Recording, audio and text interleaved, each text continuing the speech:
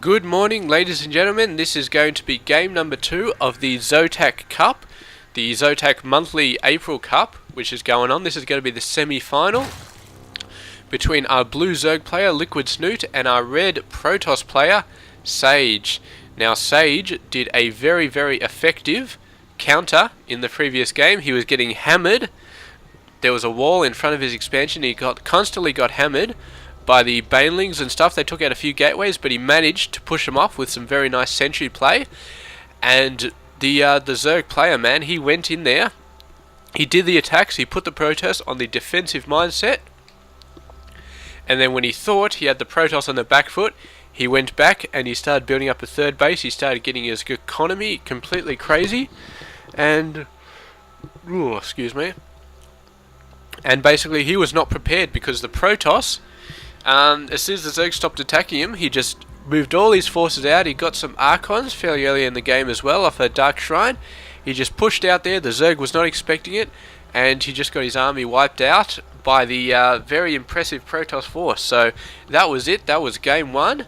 Sage, this is Sage up here, did a very nice job at that push straight off a being forced into a defensive position. And yeah, props to him for doing that. And so we are going to see what Snute can do in this second game. Yeah, actually, there is an option in this game to actually show the game's won, I think. You can put little markers up there. This is actually the second time I've cast this game. The first time I tried to cast this game, I got about 5 minutes into it. I tried looking for that option, and I actually accidentally hit F5 trying to look for it. And F5, of course, stops Fraps from counting. Stops Fraps from casting. And that is bad, and we do not want to do that again, so I'm not going to be looking for that option again, because I do not want to stop Fraps, because that was a mistake, and is very bad. And we do have 2 gas, and 2 gas very early on for our Protoss player, and that is going to be fairly significant. I think that's fairly significant. Might be going into Stargate play, might be going into fast DTs, crapload of stalkers. I really couldn't say what the 2 gas means, but I'm sure it is significant. We down here, we've got a hatchery being built. That's crazy, man. He's got 2 gas even before the hatchery comes out. I gotta think this is some sort of crazy starport play going on. I mean, just why else would you have 2 gas this early in the game? It just does not make any sense to me. But this Overlord, man, he's gonna go ahead. He's gonna scout out this other base. He really needs to scout the double gas, because I'm sure it would have some sort of significance for the Zerg player, and I'm sure it would be very important for him to start to try and scout that out. But we'll see exactly what happens. It's going to be a bit more painful to close off this gap for the Protoss player. It was a bit easier in the last game. The gap was a bit smaller, but this gap is a bit wider. He's going to need like 4 gateways or something to counter this off. So he's going to try and do that.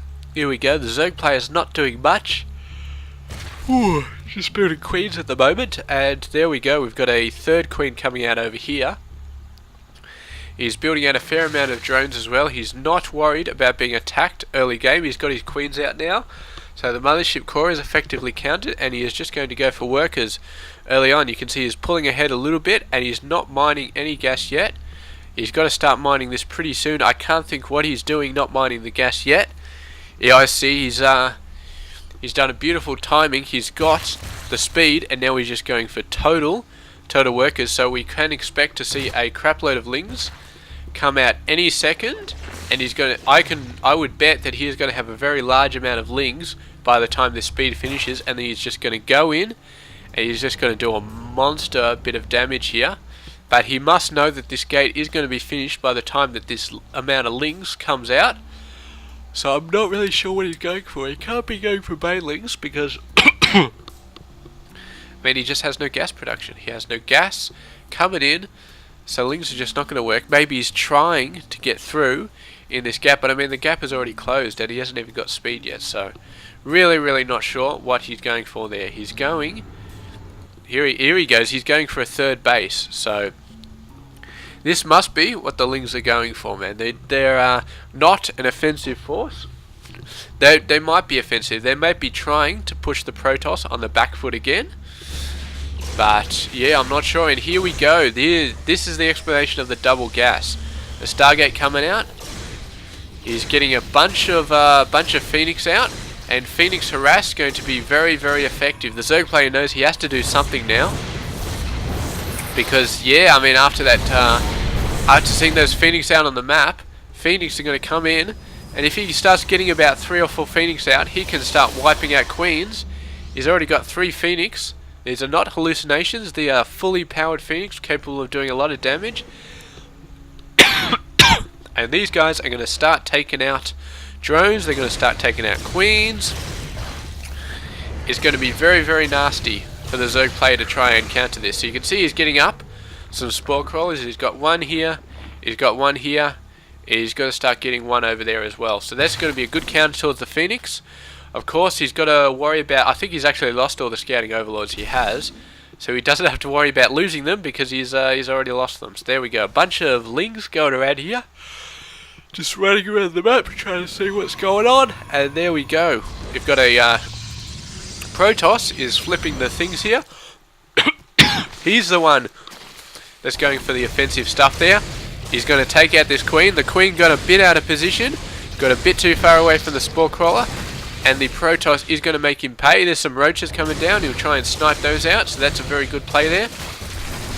Bunch of Zealots in the back of the base. The Roaches are going to come up. And the Lings now coming in as well. And this Zealot offensive is going to be wiped out for the time being. This Phoenix continuing to hunt around and see what they can see. He's continuing to produce Phoenix. And this is going to be quite scary. But with Spore Crawlers at the back of the base, I'm not sure what these guys can really hope to accomplish. He's pushing out even more Spore Crawlers as the game goes on. So he's really has a large amount of map control at this point.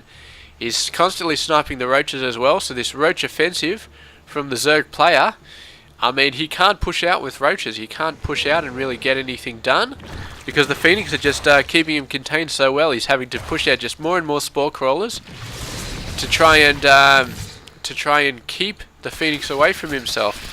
But there we go. He's continuing to produce Lings, which are a very good option because, of course, trying to kill Lings with Phoenix is just stupidly painful, man. It really is because, I mean, what can you do? I mean, there's just so many. There's just so little, and Phoenix against Lings is just not really worth it. So he's got to figure out something to do. He's trying to get a third base up here, which is a good option because he's got the Zerg on the back foot, but he has to defend it as well. So there's Zealots going to have to come back in. This guy's trying to push in. He's got a force field in there, but man, there we go. Phoenix taking out the Roaches. So Roaches are not going to be any sort of force in this game. They're just going to keep getting wiped out over and over and over and over again. He's going for an infestation pit, so he might be going for infestors. He might be going for some hive tech. I would guess infestors though, because I mean, or he is going straight into hive tech though. Maybe ultras. Of course, Phoenix. I am almost 100% sure that a Phoenix cannot lift an ultralisk up. It's just too heavy. And if he manages to get some ultras out in the next few minutes, then that could be very, very, very good for the Zerg player. He can go in there. He can really start. I mean, this sort of gap. I mean, ultras just aren't going to do. Well, I should say this gap is not going to do very well versus the ultras. The ultras can just bust through anything. Force fields aren't really going to help him. I know for a fact that if you put down a force field, the Colossus actually collapses it. I'm not sure if the ultras collapse force fields as well. It'd be very interesting to test that out, but we do have a bunch of Lings in here. They're going to try and hit this third, but they're just not going to be able to do anything because just so many Zealots in there. And the sentries, just to make things worse, they're just going to completely... But here we go, he's actually pushing back a little bit. And the Lings coming in here. They've got a little bit of a window open here. But there is 2 cannons coming down. So that little bit of a window just closed after about 5 seconds. And here we go, the Phoenix push it out a bit more. He's actually going for the Hydras, going for a couple of Vipers as well. Is the Viper a hive tech unit? I think it must be a hive tech unit.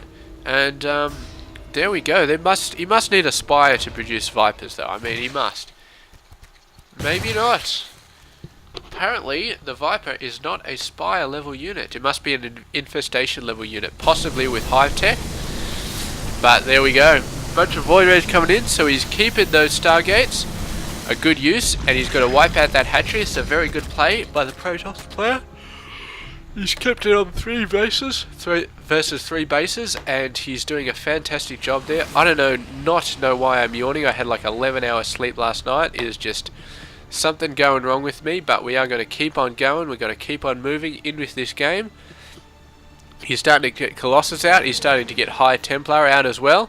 So he knows that the Zerg player is pushing out Hydras, and he knows he's pushing out a very nice army, so he's got to get the typical counters to Roach Hydra with a bunch of lings, and that is of course Colossus, High Templar, all that other fun stuff. But the Zerg really has pushed in hard here with his army. He's got a lot of army up in a very small amount of time. There's no sentry there to block the gap, and this army, then the Vipers tried to yank it, but it just died too quickly, and there we go, a nice flank here. It's got to move in, and I am just astounded by how fast this Zerg player got that army out, man. He has got the economy all over the place. 76 over 60. The Protoss player was not expecting this massive an army to come in. He'd be keeping the Zerg on the back foot the entire game with that beautiful Phoenix Harass. But there we go. The Zerg player just countered with a massive army. He just produced it so fast. He went in there. You can see 189 over 93. I think even before the Protoss got wiped out, he did not have anywhere near 189. So there we go, just a beautiful counter, beautiful massive forces coming in. 1-1 upgrades, of course, always helpful, and there we go. Congratulations to our Zerg player just for that beautiful massive army push there. And his army, man, his army supply just went up so fast. I didn't even realize how fast it was going up, but it was just massive and very well played by our Zerg player. So congratulations, he's pushed back against the Protoss player. He's tied it up, is 1-1. We are going to have an ace match coming up now, and we can see if Sage can keep the pressure up, or if Snute can keep the pressure up, or if Sage can hit back and do some of the really nice gameplay we saw in the first game. So thank you very much for watching. This has been Game 2 of the ZOTAC April Cup semi-finals, and we are going to be going on to Game 3 momentarily. Thank you very much for watching, and we'll be right back in a sec.